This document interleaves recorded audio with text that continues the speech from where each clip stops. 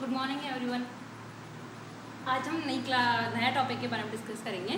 पर वो है मृदा जीवांत पदार्थ। ठीक है, मृदा जीवांत पदार्थ और खनिज पदार्थ, दो वर्ड हम लोगों ने बहुत ज़्यादा सुने हैं ना।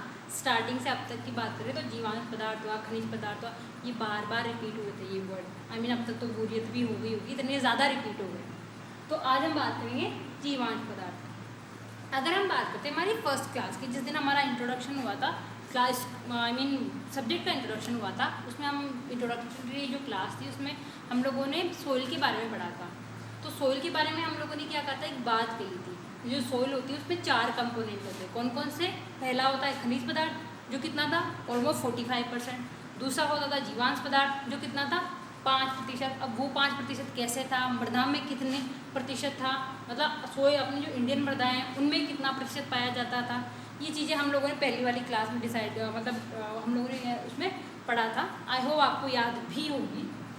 थर्ड था उसमें जल, जो ऑलमोस्ट कितना था, 25%। और देन लास्ट क्या था, लास्ट वन था वायु, जो कि किस में पाई जाती थी, रंध्रों में पाई जाती थी, और उसकी मात्रा भी कितनी होती है, ऑलमोस्ट 25% होती थी। यहाँ तक हम लोगों ने फर्स्ट क्लास में पढ़ा था। तो फर्स्ट क्लास में उन्होंने क्या कहा था कि जो मृदा होती है उसमें लगभग 5%, कितना, 5% क्या पाया जाता है, ऑर्गेनिक मैटर यानी जीवांश पदार्थ पाया जाता है। अब इस 5% की भी एक हिस्ट्री थी ना, कि ये 5% वर्ल्ड वाइड एवरेज मृदाओं में पाया जा रहा था, यानी जो पूरे संसार में जितनी जो मृदाएं थी उनका जो क्लासिफिकेशन वो किया गया था, स्टडी की थी, उसमें जो एवरेज निकाला गया था वो ये था। पर अगर हम लोगों ने इंडिया में क्या की थी, इंडिया में बोला था कि ऑलमोस्ट 0.1% से 0.5% के आसपास ही पाई जा रही थी। तो ऑर्गेनिक मैटर को फिर बाद में क्या कहा गया कि जो ऑर्गेनिक मैटर है वो मृदा में लगभग 0.1 से 5% तक पाया जाता है, यानी इनके बीच में, हर मृदाओं में इनके बीच में ही पाया जाएगा, इससे ज़्यादा नहीं होगा और इससे कम नहीं होगा। अब ऑर्गेनिक मैटर कितना होता है ये समझ में आ गया। दूसरी बात रहेगी कि ऑर्गेनिक मैटर होता क्या है, यानी जीवांश पदार्थ होता क्या है। ऑर्गेनिक मैटर यानी शॉर्ट फॉर्म में OM, जो हम अगर आगे OM यूज़ करेंगे लिखने में तो आई होप अब कन्फ्यूज नहीं होंगे। तो जीवांश पदार्थ के लिए क्या कहा गया कि जीवांश पदार्थ कहाँ से आते हैं, जो जितने भी जीव जंतु हुए या पेड़ पौधों के अवशेष क्या कहलाते हैं, जीवांश पदार्थ ही कहलाते हैं ना। बाद में यही जीवांश पदार्थ क्या होते हैं, सड़ गल कर क्या बन जा देते हैं, ह्यूमस कहलाते हैं, यानी ह्यूमस में कन्वर्ट हो जाते हैं। तो अगर हम डेफिनेशन की बात करें तो उसकी परिभाषा में क्या कहा गया जीवांश पदार्थों के बारे में, कि मृदा में पाए जाने वाले कौन कौन से वनस्पति एवं जीव जंतुओं के अवशेष क्या कहलाते हैं, जीवांश पदार्थ कहलाते हैं। क्या कहा जाएगा कि मृदा में पाए जाने वाले जीव जंतुओं एवं या वनस्पति एवं जीव जंतुओं के अवशेष के क्या कहलाएंगे, जीवांश पदार्थ कहलाएंगे। और इनकी मात्रा कितनी होगी, 0.1 से 5% तक इनकी मात्रा पाई जाएगी। यहाँ तक चीज़ें क्लियर है। अब बाद में यही जो ऑर्गेनिक मैटर है, जीवांश पदार्थ, जो किस किस से बना था, वनस्पति से,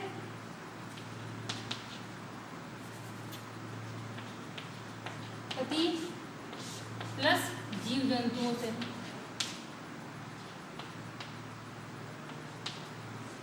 के अवशेष, यही तो बना लेते ना ऑर्गेनिक मैटर। दोनों क्या क्या है, कहा जाएगा ऑर्गेनिक मैटर। ये ऑर्गेनिक मैटर बाद में क्या हुआ, सूक्ष्म जीवाणु। सूक्ष्म जीवाणु कौन कौन से, चाहे वो बैक्टीरिया हो, फंगस हो, एक्टिनोमाइसीटीज हो, उनकी उपस्थिति में क्या हो गए, ह्यूमस में कन्वर्ट हो जाते हैं, ह्यूमस में कन्वर्ट हो जाते हैं। और जो लास्ट वाली क्लास थी इसमें हम लोगों ने कोलाइड्स के बारे में पढ़ा था। तो ह्यूमस क्या है, एक क्रिस्टलीय कोलाइड है, जिसके बारे में हम लोगों ने पहले डिस्कस कर लिया। तो यही ऑर्गेनिक मैटर बाद में सूक्ष्म जीवाणु की उपस्थिति में किस में कन्वर्ट हो जाता है, ह्यूमस में कन्वर्ट हो जाता है। ठीक है, ऑर्गेनिक मैटर समझ में आ गया, परिभाषा समझ में आ गई। अब बात करते हैं सोर्सेस की, यानी स्त्रोतों की। अगर स्त्रोतों के बारे में बात की जाए तो उनमें क्या कहा गया कि जो ऑर्गेनिक मैटर होते हैं वो 2 स्त्रोतों से आते हैं। कौन कौन से डेफिनेशन में ही था, पहला था वानस्पतिक,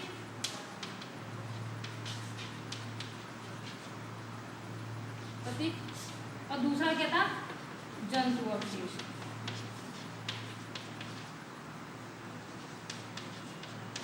यानी ऑर्गेनिक मैटर डेफिनेशन में भी तो ये था कि जो सोर्स क्या, जो डेफिनेशन से था वही सोर्स में आएगा, यानी जो ऑर्गेनिक मैटर था कहाँ से आया था, या तो वनस्पतियों से आया था या जीव जंतुओं के अवशेषों से आया था। वनस्पति में भी ये दो प्रकार से हो सकता है। पहला था पेड़ पौधों की पत्तियां,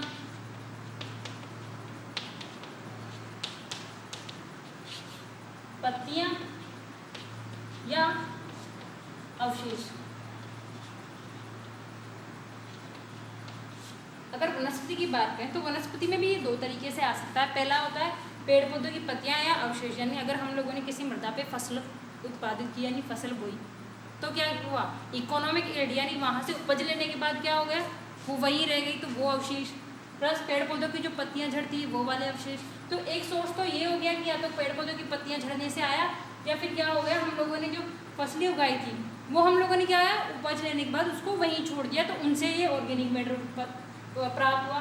और इसी का दूसरा जो सोर्स है वो है हरी खाद। हरी खाद तो हम लोग को सब जानते हैं, नहीं इसमें क्या होगा, पत्तियां या अवशेषों से नहीं आई, हम लोगों ने ऑर्गेनिक मैटर को मृदा में लाने के लिए स्पेशली उसकी बुआई किया, इसका उत्पादन किया। तो दूसरा सोर्स क्या हो गया, हरी खाद। पहला क्या था कि हम लोगों ने स्पेशली कुछ नहीं किया, जो पेड़ पौधों के अवशेष थे या पत्तियां थी या जो फसलें बची उनके अवशेष क्या हुआ, मृदा में मिले और वो किस में कन्वर्ट हो गए, जीवांश पदार्थ में।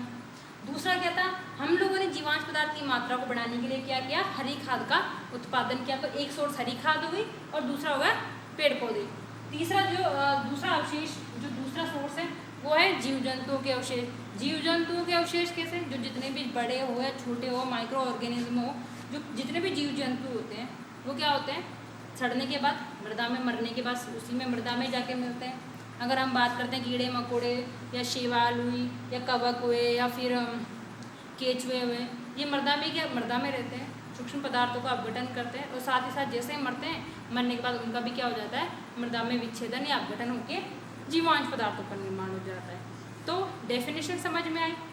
फिर ऑर्गेनिक मैटर क्या होता है और ऑर्गेनिक मैटर से कैसे ह्यूमस का निर्माण हुआ ये समझ में आया। और देन उसके बाद में फिर बात करते हैं कि वो सोर्स कौन कौन से हुए, यानी कहाँ कहाँ से ये लिए गए या कैसे कैसे ये आते हैं। यहाँ तक चीज़ें क्लियर होती है। नेक्स्ट बात करते हैं क्लासिफिकेशन की। क्लासिफिकेशन यानी जीवांश पदार्थों को अब कितने भागों में बांटा।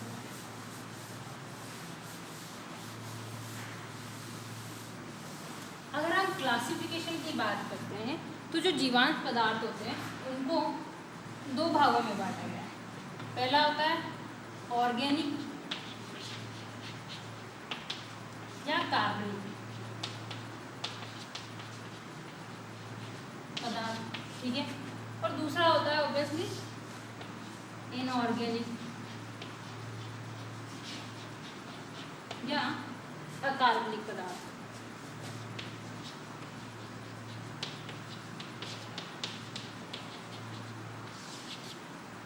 जीवांश पदार्थों को भी कितने भागों में बांटा गया, ऑर्गेनिक कार्बनिक पदार्थ या फिर इनऑर्गेनिक अकार्बनिक पदार्थ। ऑर्गेनिक पदार्थ यानी वो पदार्थ जो क्या होते हैं, संरचना में जटिल होते हैं और बाद में क्या होते हैं, सूक्ष्म जीवाणुओं द्वारा विच्छेदित करके सरल यौगिकों में बदल दिए जाते हैं, जो बाद में पेड़ पौधों द्वारा प्रयोग कर लिए जाते हैं, ठीक है। और इनऑर्गेनिक क्या होते हैं, ये पहले सिंपल फॉर्म में होते हैं, जैसे कि अपनी बात करते हैं कैल्शियम हुआ, मैग्नीशियम हुआ, जिंक हुआ, फॉस्फोरस हुआ और पोटाश हुआ आदि। जो जितने भी पोषक तत्व हैं या जो खनिज पदार्थ हैं वो किस फॉर्म में रखे जाएंगे, इनऑर्गेनिक फॉर्म में, क्योंकि पेड़ पौधों में क्या होता है, वानस्पतिक चीज़ों के साथ साथ ये सारे पोषक पदार्थ भी पाए जाते हैं। तो उनका उच्छेदन होने के बाद इनको किस फॉर्म में रखा गया, इनऑर्गेनिक यानी खनिज पदार्थों की फॉर्म में। नेक्स्ट बात करते हैं ऑर्गेनिक फॉर्म के बारे में, यानी ऑर्गेनिक फॉर्म कैसी होती है, जो संरचना में कैसी होती है, जटिल होती है, जो बाद में टूटकर सरल यौगिकों में परिवर्तित हो जाती है। और हमारी जो लेसन वाइज इम्पोर्टेंट भी ऑर्गेनिक फॉर्म ही है, बस इसके बारे में ही हम ज़्यादा डिस्कस करेंगे। अगर ऑर्गेनिक फॉर्म की बात करें तो ऑर्गेनिक फॉर्म को भी फिर इसमें दो भागों में बांटा गया है। कितने भागों में, दो भागों में। पहला होता है नाइट्रोजन युक्त, यानी ऐसे कार्बनिक पदार्थ जिनमें पौधे में ऐसे कार्बनिक पदार्थ भी पाए जाते हैं जिनमें क्या होता है, नाइट्रोजन उपस्थित होगा, क्योंकि नाइट्रोजन क्या होता है, कार्बनिक की फॉर्म में ही उपस्थित होता है। नेक्स्ट होता है जिनमें नाइट्रोजन अनुपस्थित होगा,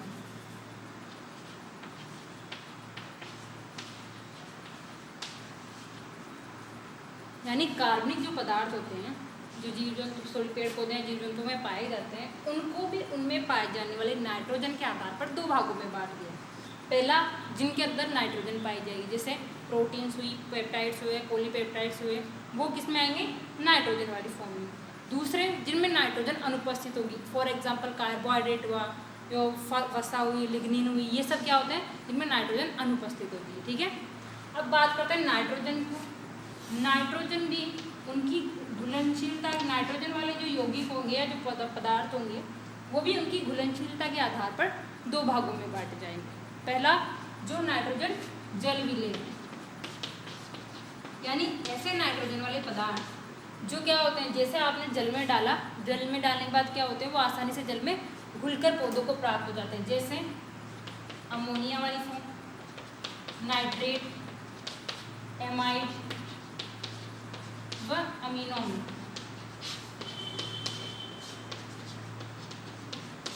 ये कार्बनिक पदार्थों की वो फॉर्म है जो नाइट्रोजन युक्त होती है और साथ ही साथ क्या होती है, आसानी से जल में विलय हो जाती है। अब दूसरा जो नाइट्रोजन युक्त पदार्थों का जो क्लासिफिकेशन किया गया, वो किया गया जल अविलेय पदार्थ, यानी ऐसे पदार्थ जिनमें नाइट्रोजन तो है पर वो क्या होती है, जल में अविलेय होती है, यानी जल में नहीं घुलती, जैसे प्रोटीन। दूसरे होते हैं पेप्टाइड्स।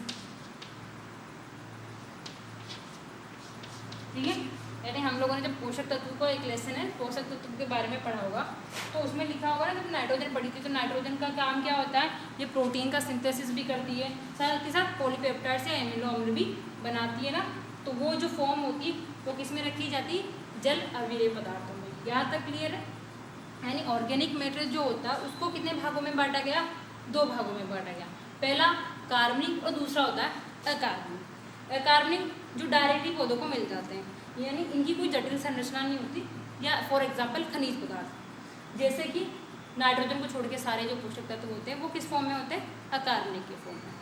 नेक्स्ट हमने बांटा कार्बनिक, यानी ऐसे पदार्थ जो क्या होते हैं, जटिल फॉर्म में होते हैं, बाद में सूक्ष्म जीवाणु की उपस्थिति में क्या होते हैं, सरल फॉर्म में कन्वर्ट हो जाते हैं।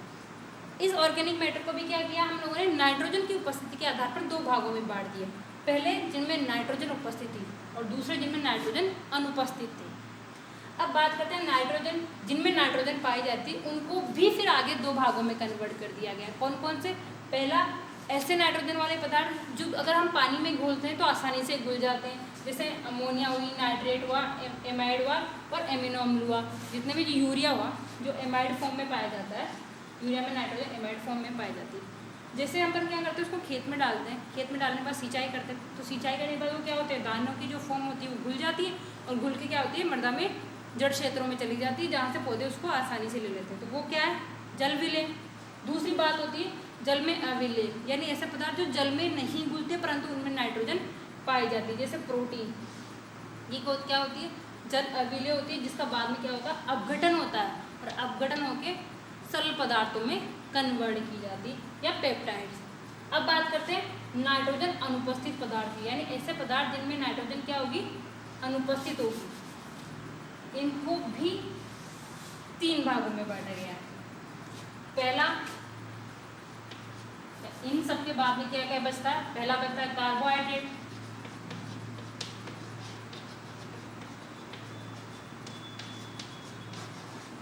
पौधों में कार्बोहाइड्रेट, जीव जंतु में कार्बोहाइड्रेट भी तो पाया जाता है, वो अलग बात है कि किस फॉर्म में पाया जाता है।